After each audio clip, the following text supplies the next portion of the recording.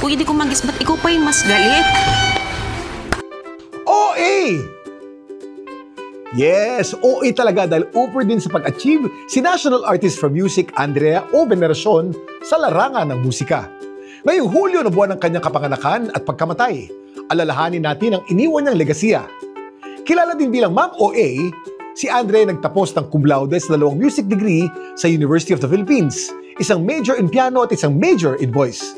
Pero ang pinaka-OA sa lahat, siya ang utak sa likod ng world-class choir ng Philippine Madrigal Singers o kilala rin bilang MADS.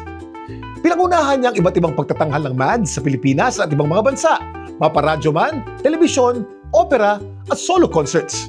Napanalunan nila ang pinakamalaking choral competition sa buong mundo.